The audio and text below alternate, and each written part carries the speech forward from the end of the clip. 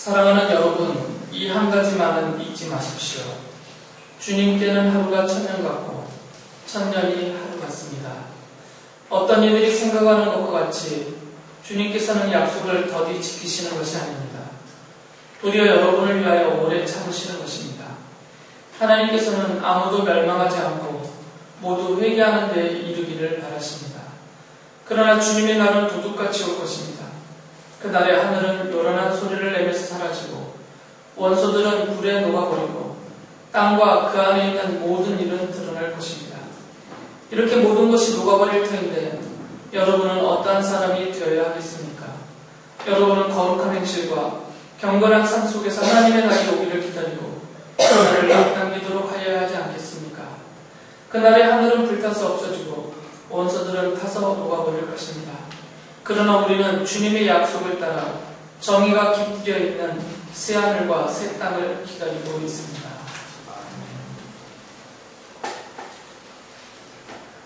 지난주 말씀을 간략하게 요약을 좀 해드릴 필요가 있는데요. 오늘은 베드로 사도가 권면하는 말씀을 좀 살펴봐야 되기 때문에 왜 이렇게 권면하는지 그것을 알려면 저번 주 설교와 연관이 되어야 됩니다. 그래서 지난주 설교를 잘 기억을 더듬으시면서 같이 함께 좀 요약을 해봐야 되는데요. 베드로 사도가 편지를 두 통을 썼는데 베드로 전서 후서 그 쓰는 가장 중요한 목적을 뭐라고 그랬죠? 두 말을 이어서 말씀드리는데 왜 내가 이 편지를 쓴다고 했습니까? 일깨우고 기억하게 하기 위해서. 그러니까 일깨워줘서 잊지 않게 하기 위해서 내가 이 편지를 씁니다라고 했어요.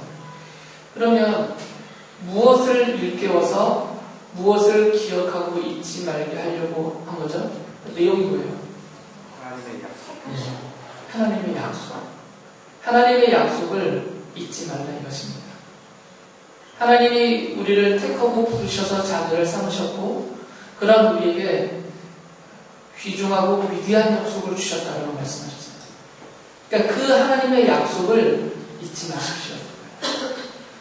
그 약속을 잊어버리고 사는 사람들이 많기 때문에 성도 중에도 그 약속을 잊지 않도록 그 약속의 내용이 무엇인지를 다시 한번 일깨워주고 그 약속을 잊지 말고 살도록 내 속에서 기억하고 있으라고 말하는 것입니다.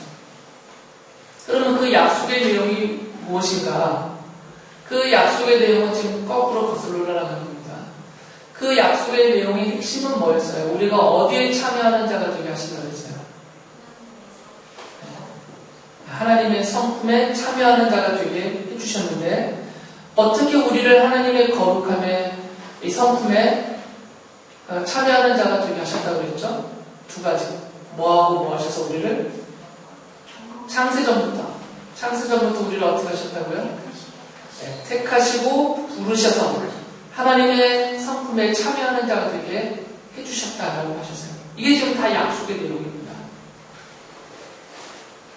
주께서 주의 권능으로 어떤 사람이나 세상의 그 무엇도 거둘 수 없는 주님의 전능하신 그런 권능으로 이 모든 일을 하셨다라고 말씀하셨어요.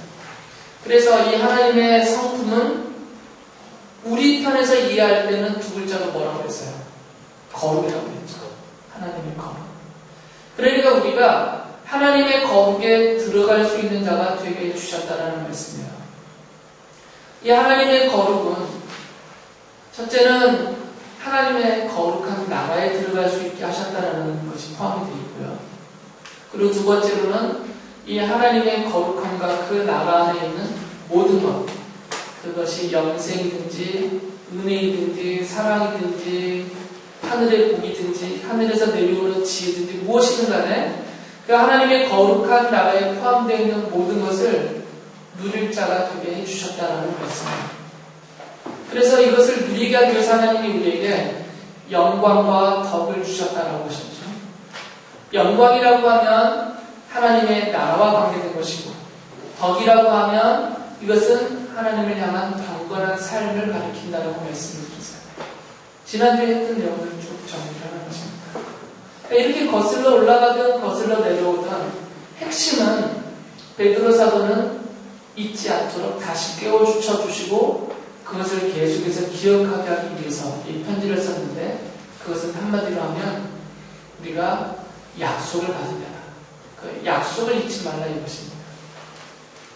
이게 지난주에 말씀드렸던 내용이고요. 그럼 이제 이것을 전제로 해서 하나님이 우리를 하나님의 성품, 그 거룩에 참여하게 만들어 주셨으니까, 그래서 그 약속을 받았으니까, 그러면 그 거룩한 하나님 나라에 들어가기 전까지 우리가 이 땅에서는 어떻게 살아야 될 것인가를 권면하는 거죠. 이게 베드로후서의 나머지 부분입니다.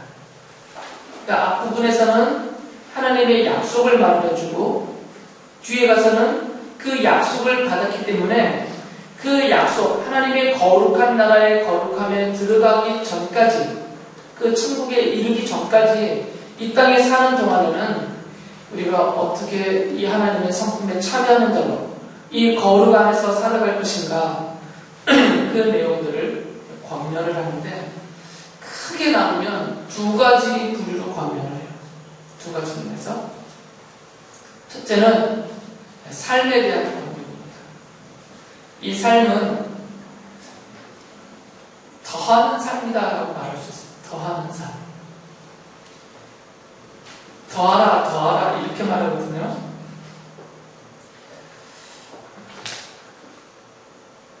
여러분이 그 베드로서를 읽어보시면 믿음의 덕을, 또 덕의 지식의 절제를, 그리고 절제의 인내를, 인내의 경건을, 경건의 신도 간의 우애를, 신도 간의 우애의 사랑을 더하라 이렇게 말씀하세요. 이게 1장에 5절부터 하시는 말씀이거든요.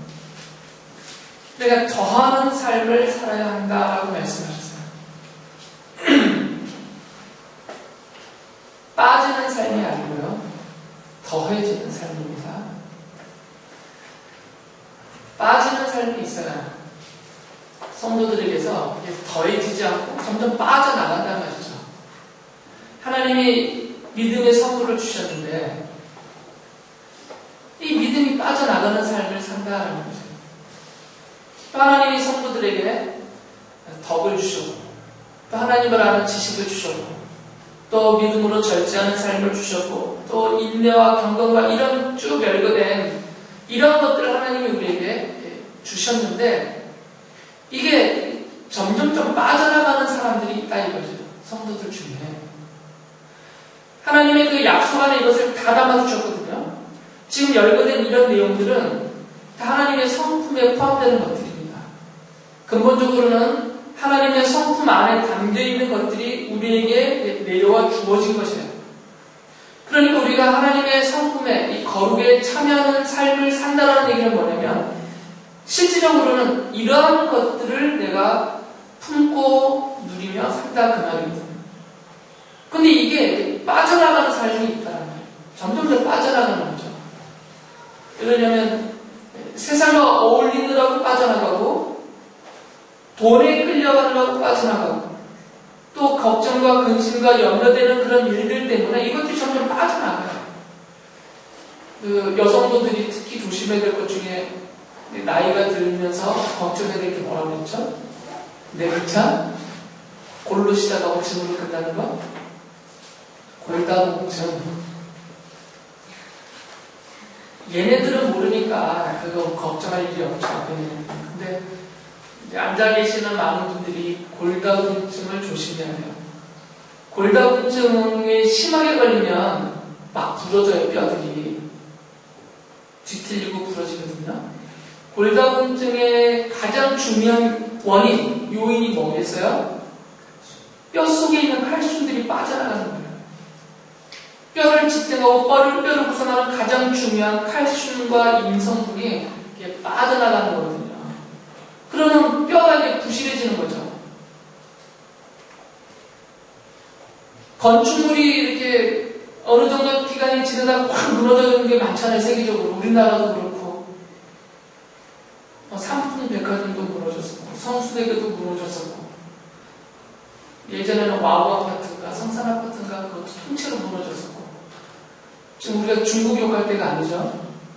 세계적으로 이렇게 큰 건물들이 갑자기 무너집니다. 순식간에.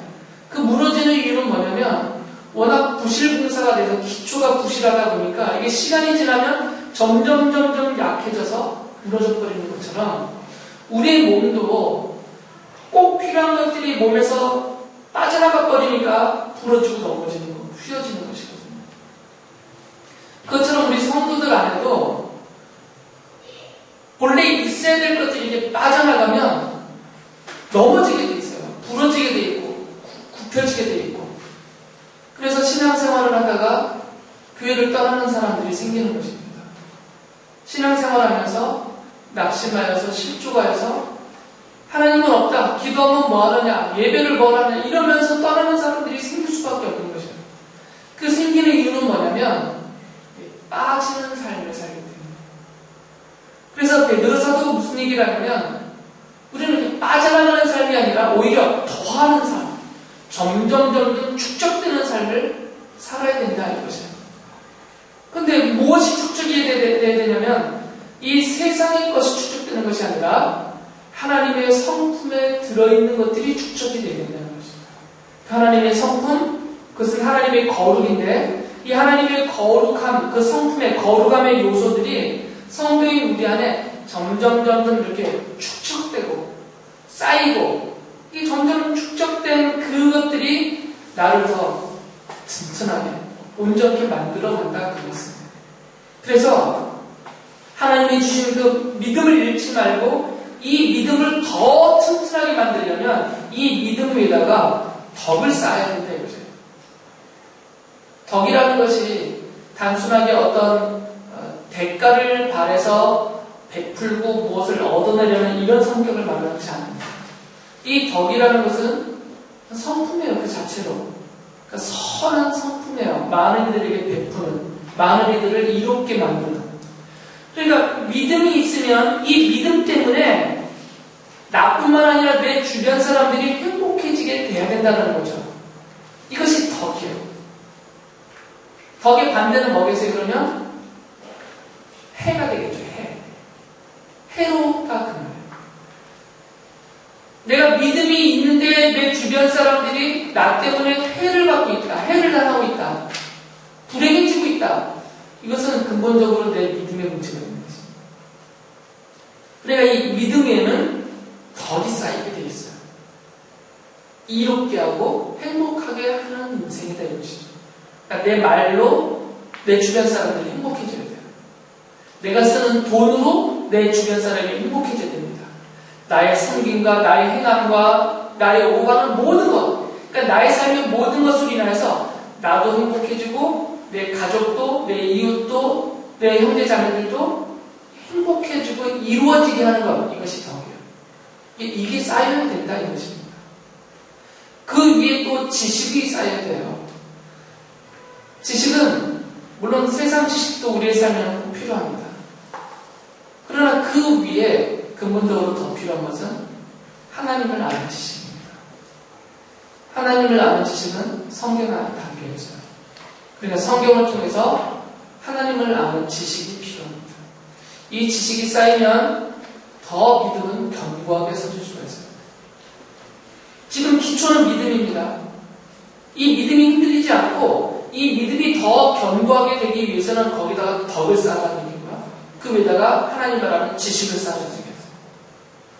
성도가 교회에 처음 오면 하나님으로부터 믿음의 은사를 선물을 받아요. 내 안에 주어진 믿음이 생긴단 말이죠. 제가 귀가 따갑도록 반복적으로 말씀드리는 것은 이 믿음은 선물이죠. 하나님으로부터 받는. 하나님이 내게 주시는 선물이에요. 나를 택하고 부르셔서 자녀로 삼으실 때 나에게 주신 선물이 믿음이에요. 이 믿음을 하나님께로부터 받았는데 이 받은 믿음이 더욱더 견고하고 더욱더 풍성해지기 위해서는 어떻게 더하라 이것인데 거기다 덕을 더하고 하나님을 아는 지식을 더하라 이거죠. 그러니까 하나님을 아는 지식은 성경 안에서 나오니까 교회에 처음 오신 성도님들은 당연히 성경을 많이 읽어야 되고 성경 공부를 많이 해야 돼요. 그래야만 하나님을 알아가는 것이죠. 첫눈에 반해서 결혼하는 사람들은 후회한다고 모든 사람들이 말을 해요. 너네는 절대 첫눈에 반해서 결혼하지 마라. 그러면 후회한다. 다들 그렇게 얘기를 해. 첫눈에 반하는 건 좋지만 확인을 해야 돼요. 내가 이 사람과 평생 살아도 될 사람인지. 내가 첫눈에 반하게 만든 그 나를 반하게 만든 그 요소가 거짓일 수도 있고 변할 수 있기 때문이야. 그러니까 그게 거짓이었다면 또는 변해버린다면 나는 이제 내 마음은 완전히 부서지는 거죠. 그 사람을 나만 살아요. 그럼 이제 후회가 되는 거잖아요. 그것처럼 지식이 필요하다는 거죠. 알아야 된다. 하나님에 대해서. 그래서 성경을 안 보시면, 성경 공부를 안 하시면 하나님에 대해서 알 길이 없어요. 알 길이 없으면 어떤 방법을 쓰겠어요? 제일 쉬운 방법을 택해요. 제일 쉬운 방법은 보여달라 이거지. 나타나라. 보여달라. 근데 우리의 눈은 이미 죄로 오염되고 더러워지고 어두워져 버렸기 때문에 우리의 눈은, 우리의 감각기관은 보여줘도 제대로 볼 수 없고요. 알려줘도 제대로 알 수가 없게 돼 있어요. 우리 사람들끼리도 정말 선한 마음으로 하는 말도 듣는 사람이 오해하는 게 태반이잖아요. 아니 눈에 보이는 매일 부딪히고 사는 남편도 이해 못하고 사는 우리인데, 아내도 이해 못하고 사는 우리인데, 제 아내가 늘 저한테 하는 말이 있어요. 당신은 왜 내가 하는 말을 이해를 못하냐? 난 다 이해한 줄 알고 얘기를 하는데 답답하대요. 얘가 이해를 못합니다. 그럼 우리가 무슨 하나님을 보여달라, 알려달라 하겠어요? 내 눈앞에 살 비비고 사는 사람도 내가 이해를 못하는데. 그러니까 이거는 쉬운 방법 같지만 사실은 제일 어리석은 방법이 될 수밖에 없는 거죠. 그러니까 하나님을 아는 방법은 성경 안에 있어요. 그래서 이렇게 힘들게 그렇게 해서 이렇게 많은 저자와 1500년에 걸친 기간 동안 성경을 써주신 거잖아요. 잘 알아볼 수 있도록. 그리고 거기에다가 또 절제가 필요하다고 하셨어요. 성도의 삶에는 당연히 절제가 있어야 됩니다. 좋아하는 거 다 할 수가 없어요. 하고 싶은 거 다 하고 살 수가 없습니다. 그러면 내가 하고 싶은 거, 내가 좋아하는 거 다 하고 살잖아요. 그럼 믿음은 부서지게 돼 있습니다. 믿음은 부서지게 돼 있어요. 내 믿음을 위해서 하고 싶은 것도 절제해야 되고 좋아하는 것도 절제해야 돼요. 제 아내가 저한테 단 것을 못 먹게 해요. 제가 단 걸 좋아하잖아요. 여러분 이미 다 아시듯이. 그래서 몰래 주잖아요, 저한테. 근데 제가 좋아한다고 해서 단 것만 계속 먹으면 제 몸은 부서지게 돼 있더라고요. 그리고 제가 노는 거 사실은 되게 좋아해요. 예전 습관이 아직도 남아있어서 놀자 그러면 참 잘 놀아요. 근데 지금 절제하고 있는 거거든요. 제가 엄청 절제하고 있는 거예요. 이게 한번 물고가 터지면 저는 목사가 사표 써야 돼요. 그 정도로 제 안에 이제 노는 것에 대한 막 하고 싶어 하는 마음이 많이 있어요. 그러니까 절제라는 것은 꼭 필요한 거죠. 좋아하고 하고 싶어 하는 거 다 해버리잖아요. 절제하지 않고. 내 몸이 부서진다니까요. 우리 인생이 부서지고 가정이 부서지고 다 부서져요. 그 젊은 부부가 컴퓨터 게임을 너무너무 좋아해서 둘이 컴퓨터 게임만 밤새 했잖아요. 며칠 동안. 아이가 죽어버렸잖아요. 갓난아이가. 돌보지 않아가지고. 그런 일들이 생긴다는 거죠. 그러니까 우리 성도들에게도 마찬가지입니다. 우리가 내 육신에 인간적으로 좋아하는 것, 하고 싶은 것을 절제하지 않고 다 해버리면 내 안에 주신 믿음이 약해지고 부서지게 돼 있다고요. 그래서 교회를 못 오는 거예요. 그렇게 되거든요. 이게 절제가 필요한 거죠. 믿음을 지키기 위해서 절제를 합니다. 그리고 여기에 인내가 필요하다고 했어요. 디모데서에 보면 마지막 때에 정말 우리 믿음에 정말 가장 중요한 요소 가운데 하나가 뭐냐면 인내다라고 했어요. 사람들이 인내하지 못한다라고 말해요. 참지를 못한다는 거죠. 조급해요. 이 믿음은 인내하는 자의 것이에요. 왜 그러냐면 제가 주보 앞에 김 목사의 생각에도 써놨지만 인내라는 것은 기다림이거든요.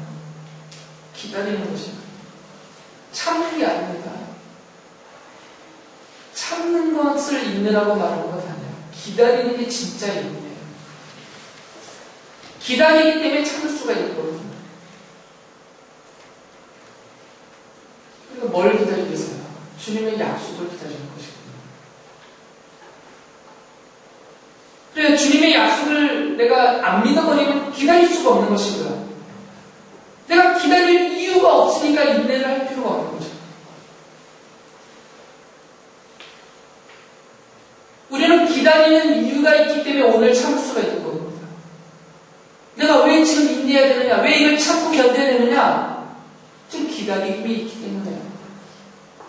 이렇게 참고 견디면 해결될 것이라는 기다림, 더 좋아질 것이라는 기다림.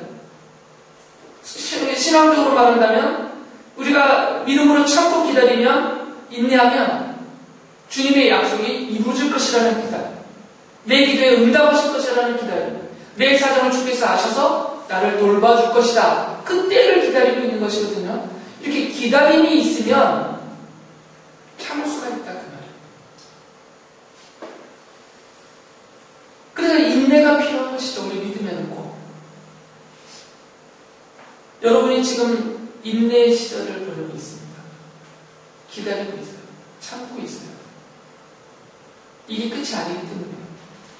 오늘이 끝이라면 우리가 뭐하러 기다려요?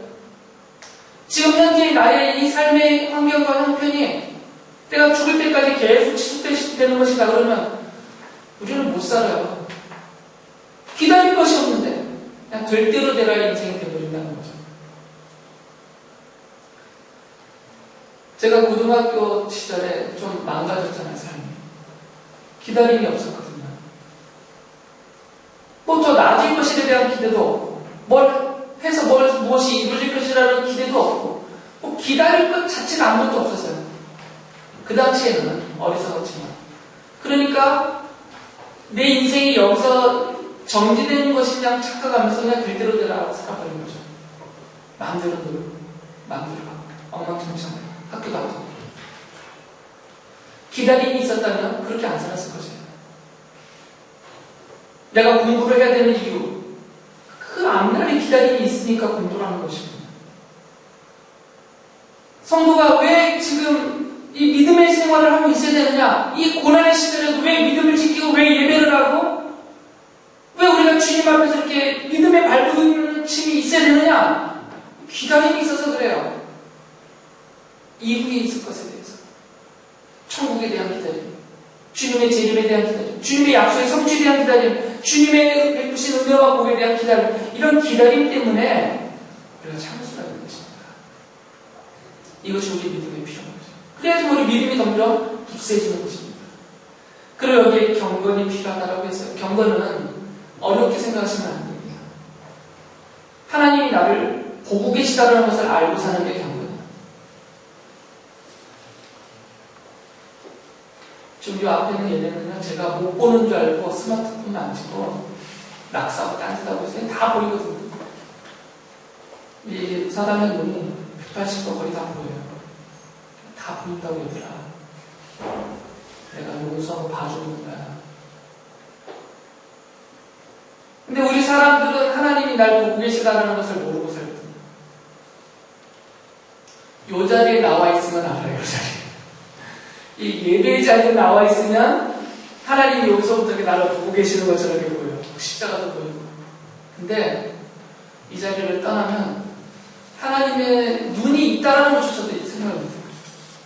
하나님의 눈이 있다는 얘기는 우리를 보신다는 것을 알려주기 위해서 하나님의 눈이라는 표현을 성경에 쓴 거거든요. 실제로 하나님께 눈, 코, 입이 있는 이런 형상이 있다고 말하면 안 돼요. 영이시니까. 근데 성경이 하나님의 눈으로 계속 반복하는 이유는 뭐냐면 보고 계시다라는 것을 우리에게 강조하고 계세요. 하나님 우리를 보고 계신다는 거죠. 지금 이 시간에도 이 시간뿐만 아니라 여러분이 24시간을 보고 계시다니까요. 여러분 잠자는 시간에 얘네 자니까 나도 자자 하시는 게 아니라 자녀된 우리의 삶은 24시간을 보고 있다고요. 엄마들이 아이를 막 낳으면 안 보는 것 같지만 24시간 아이 보고 있어요. 사실은 모든 감각이 아이에게 다 집중되어 있어요. 설거지 할 때도, 밥을 할 때도, 청소할 때도 항상 모든 감각은 아이에게 가기 때문에 이제 막 태어난 아이들에 대해서는 하나님의 모든 감각이 지금 나를 향해 있다는 말이에요. 그게 보고 계시다는 표현이에요. 이게 경건해요. 하나님이 나를 보고 계시다. 이게 뚜렷하게 아주 강하게 내게 인상되어지면 그러면 이제 우리의 삶의 태도가 결정이 되겠죠. 하나님이 나를 보고 계시는 그 앞에서 내가 어떻게 살아야 될 건지 이게 삶의 자세와 태도가 나타나는 것이죠. 이게 경건이에요. 왜 우리가 엉망진창으로 사느냐? 나를 하나님이 안 보고 있다고 생각이 때문에 하나님이 나를 보고 계시다고 알면 조심할 수밖에 없단 말이죠. 그러니까 나를 보시는 하나님 앞에서 내가 조심스럽게 갖는 태도, 이게 경건입니다. 그래서 그 안에 포함되는 게 우리가 당연히 예배도 하게 되겠죠. 기도도 하게 되겠죠. 죄를 멀리하게 되겠고 좀 더 하나님의 자녀다운 인격을 갖추기 위해서 애를 쓰게 되는 거죠. 그럴 수밖에 없는 것이죠.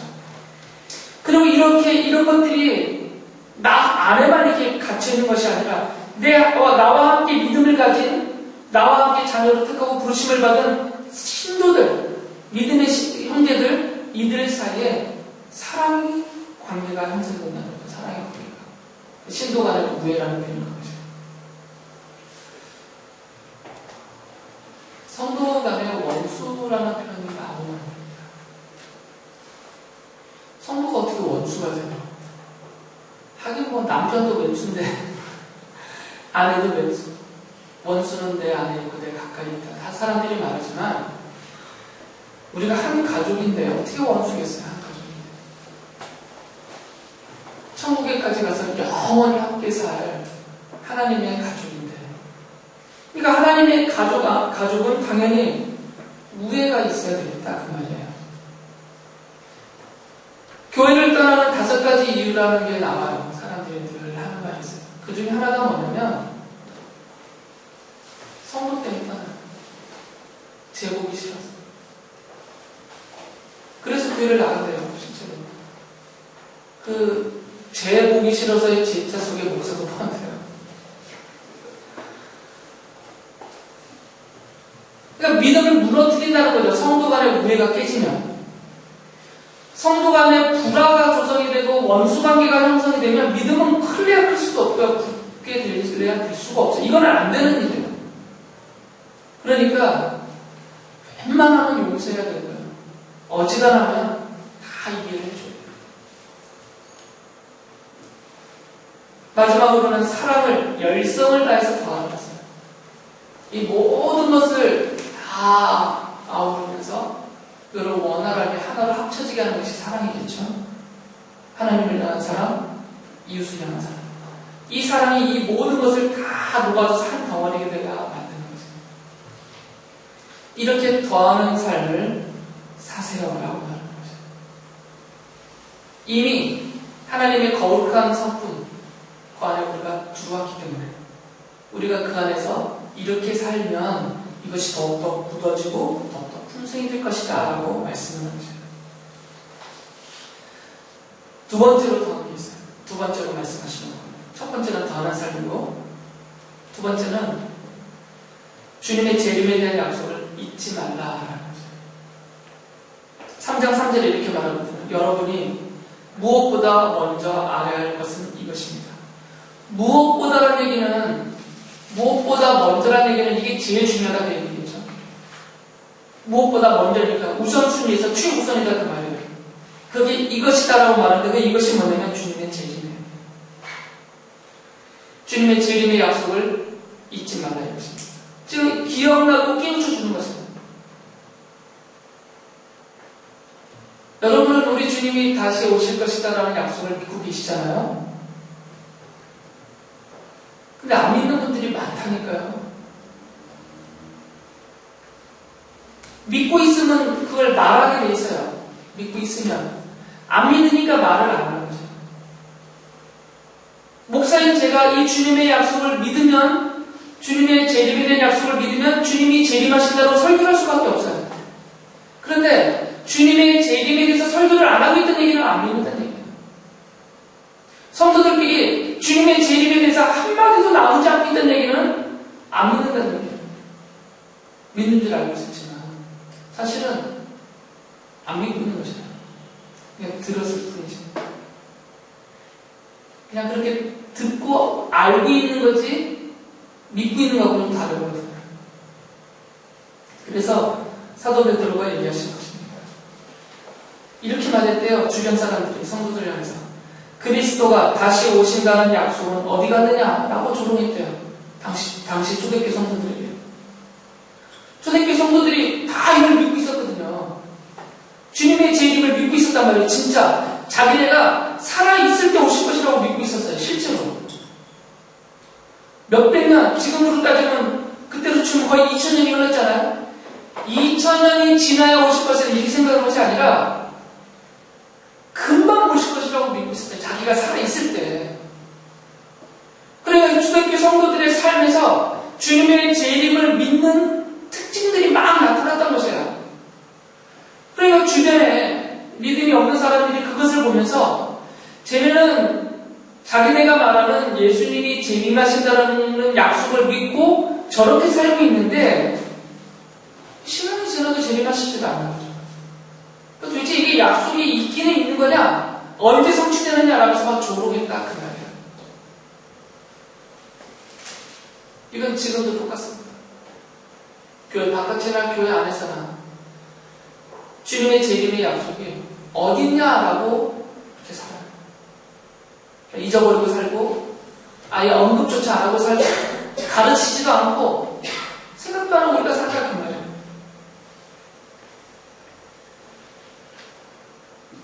베드로는 분명히 강조합니다. 주님은 다시 오실 것인데 그 주님의 날은 도둑같이 올 것입니다라고 분명히 말했어요. 3장 10절에서 주님의 날은 도둑같이 올 것입니다. 도둑같이 온다는 얘기는 두 가지 면이 간에 담겨 있는 것이죠. 하나는 언제 올지 시간을 모른다 그 말이에요. 언제 오는지. 그러니까 주님이 언제 다시 재림한다라고 말하는 사람은 다 있다면 예수님도 직접 말씀하셨어요. 이때는 아무도 모릅니다. 아버지만 아십니다. 하나님이 정해놓기 때문에 하나님이 정하신 그때는 비밀이 붙여져 있어요. 그러니까 이것을 아는 척하면서 예수님이 언제 재림하신다고 말하는 사람은 자기가 하나님이 되는 거죠. 다 거짓말장이고 여지껏 말했던 건 다 틀렸거든요. 다 사입이에요. 이단이다. 또 한 가지는 도둑같이 온다는 얘기는 아주 급작스럽게 오신다는 거예요. 순식간에. 광고하지 않고 선전하지 않고 미리 다 알려서 몇 년 몇 월 며칠에 내가 어떻게 이렇게 안 하시고 그냥 순식간에 오신다는 얘기예요. 우리가 생각도 못할 때 도둑이 순식간에 와서 싹 갖고 도망가지 않나요? 여러분도 그렇게 도둑 같은 적이 있죠? 중국 살면서 제일 많이 잃어버렸던 건 자전거였었어요. 우리가. 저도 2개 잃어버렸고요. 여러분도 집에서 세우는 거, 계단에 세우는 거, 묶어놓은 거 아침에 나오면 없어져 버려요. 한낮에도 어디 갔다 오면 없어져 버려요. 순식간에. 그러니까 도둑이라는 것은 예고 없이 순식간에 온단 말이에요. 그러니까 주님의 날은 도둑같이 온다는 얘기는 이 두 가지는 말이죠. 날짜가 정해지지 않았다. 우리에게는 알려지지 않았다. 하나님은 정해오셨지만. 그리고 순식간에 오신다. 급작스럽게 오신다. 그 얘기는 뭐겠어요? 그러니까 늘 준비하라는 말이죠. 늘 대기 상태에 있으라는 말이에요.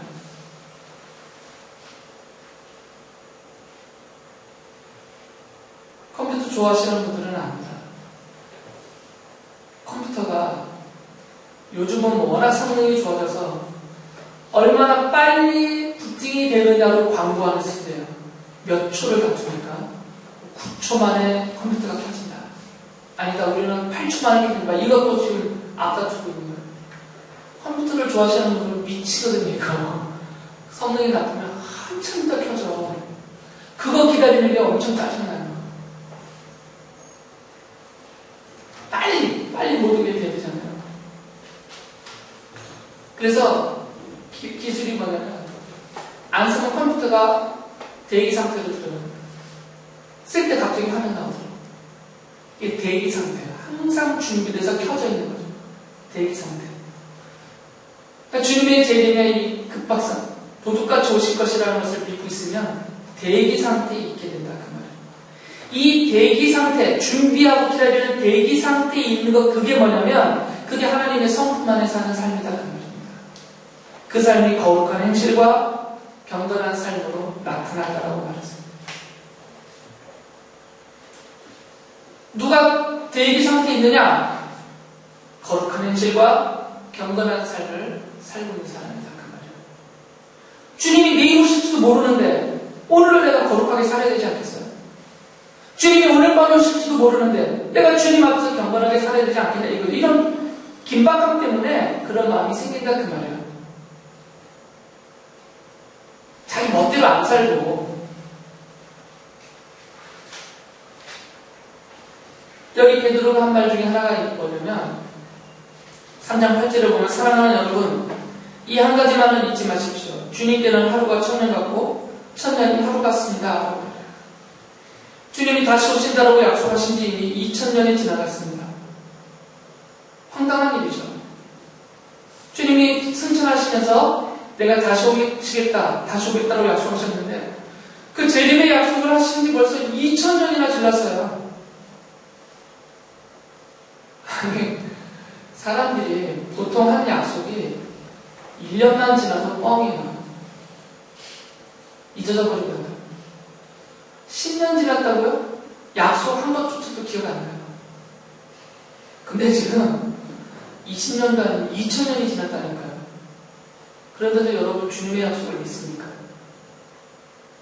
아니 2000년이나 지난 주님의 재림의 약속을 믿고 있다고 해 지금 세상 사람이 웃어요. 그래서 조롱하는 거야. 그래서 우리를 없는 것 같고 믿고 있다고. 그런데 이것은 무슨 착각이냐면, 인간은 시간과 공간이라는 이 제한된 그런 상황 속에서 살거든요. 그러니까 우리 사람들의 생각과 사람들이 깨닫는 것, 보고 느끼고 인식하는 모든 것은 다 시간과 공간이라는 이 속에 있는 것만 보고 깨달을 수 있어요. 시간이란 공간 틀 속에서만. 여기 성경책이 있다. 그러면 이 성경책이라는 게 지금 여기에 존재하고 있다는 얘기는, 이것은 2014년 10월 19일, 지금 뭐 12시 정도 됐는데, 12시에 이게 여기 지금 이 시간 안에 있는 것이고, 장소는 지금 중국 문등에 있는 거지. 이게 우리 인간의 인식의 범위거든요. 그러니까 주님의 이 재림도, 하나님의 때도 다 우리 수준에서의 시간과 공간 틀 안에서만 생각하는 거죠. 그러니까 시간의 흐름을 말할 수 있는 거예요. 주님의 약속이 이미 2000년이나 지났다 라는 표현을 쓰는 거죠. 그리고 왜 이렇게 더디 오시느냐, 2000년이나 지나면 왜 안 오시느냐, 이 시간 개념으로 본다 그 말이에요. 그런데 베드로는 뭐라고 말했냐면, 우리 하나님께는 뭐라고요? 1000년이 하루 같고, 또 하루가 1000년 같다. 그럼 하루와 1000년은 무슨 얘기예요? 같은 얘기잖아요. 이게 무슨 얘기겠어요? 산수로 계산하시면 안 된다니까. 하나님께는 시간의 개념이 저쪽에 안 되는 거예요. 시간 바깥에 계시는 분이 하나님. 그러니까 하나님께는 이미 2000년이라는 약속이 흘렀다라는 개념 자체가 없는 거죠. 하나님께는. 하나님께는 항상 현재니까. 사람들이나 벌써 2000년이나 지났다, 더디다 이렇게 말하지만, 하나님께는 그게 아니에요. 이미 하나님은 태초부터 이 천지 모든 것을 만드실 때부터 이미 주님의 재림의 날에 이미 정해오셨다. 그때부터 이것은 이미 한 점 안에 다 통합되어 있는 거예요. 이 점이라는 표현도 안 돼요. 사실 이건 점조차도 시간과 1차원이니까 점, 2차원이 선이고.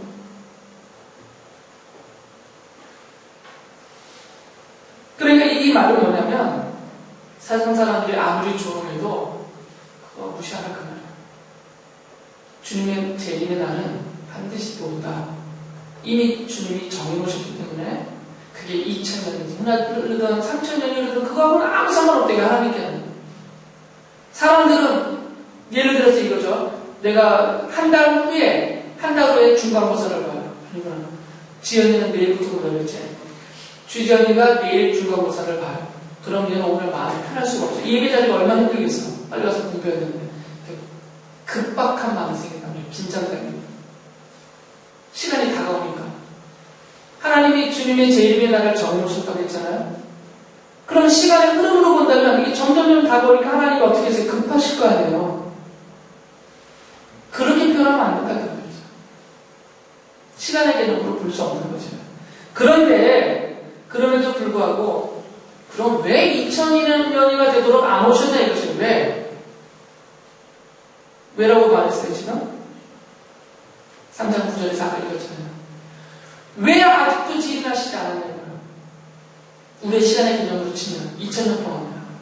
이렇게 말씀하셨어요. 어떤 이들이 생각하는 것과 같이 주님께서는 약속을 더디 지키시는 것이 아닙니다.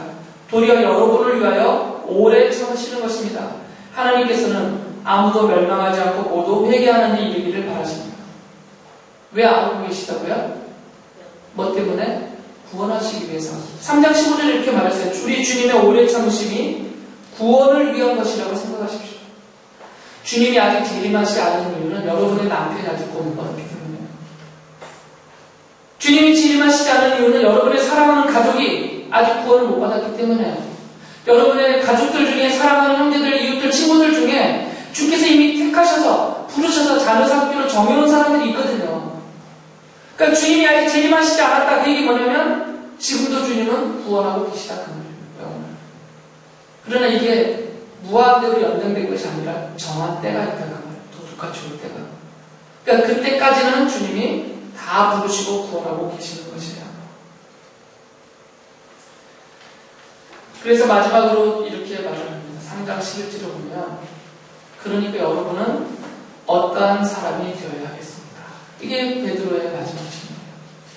하나님의 성품에 참여하는 약속도 받았고 또 주님의 재림의 약속도 믿고 받고 있고 그렇다면 오늘 여러분은 어떠한 사람으로 살아야 되겠습니까?